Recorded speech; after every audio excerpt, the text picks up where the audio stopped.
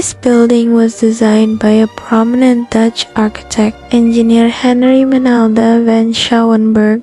It was constructed in 1928 and inaugurated on May 16, 1929 to coincide with the 4th Pacific Science Congress.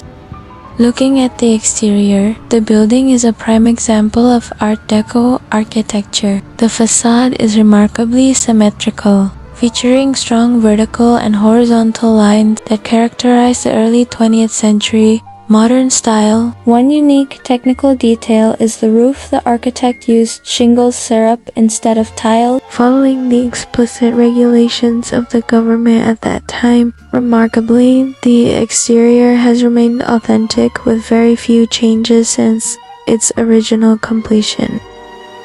As for the interior itself, numerous ornaments indicate that it remains authentic and consistent with the building's exterior. For instance, the windows and doors feature original colonial era designs. Next, at the top of the column, the cornices serve as a functional yet ornamental horizontal molding, defining the visual boundary between the wall and the ceiling plane. Below, the structural pillars are crowned by a stylized column capital. Deviating from traditional classical orders, this capital employs a geometric, tiered motif that emphasizes symmetry and the machine age aesthetic. Finally, the spatial transition is articulated by a stepped arch, a ziggurat-inspired form that creates a rhythmic, layered passage through the corridor.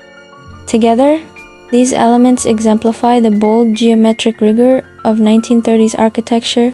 The relatively high ceilings, a distinct hallmark of colonial architecture, further demonstrate how the interior preserves its historical authenticity. However, observing the choice of materials such as the flooring, it is apparent that the ceramic tiles are relatively new.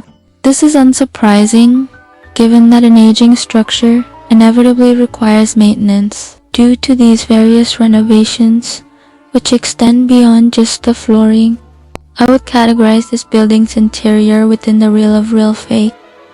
The layout uses a direct plan circulation system, guiding visitors in a clockwise direction to ensure a seamless educational journey.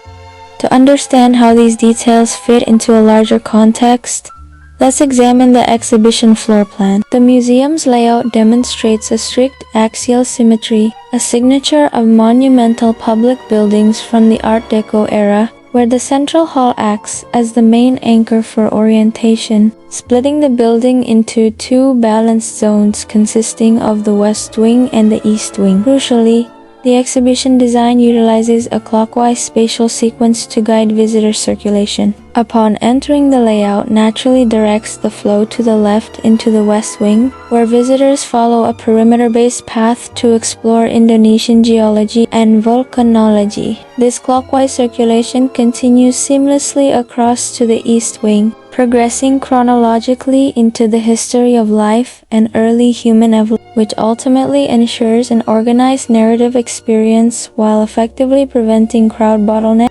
As an architecture student, I find the history of life room most impressive. The contrast between the antique Art Deco columns and the modern display technology creates a unique, real-fake authenticity. Standing next to the T-Rex replica, you can feel how the high ceilings and dramatic lighting emphasize the grand scale of the exhibits.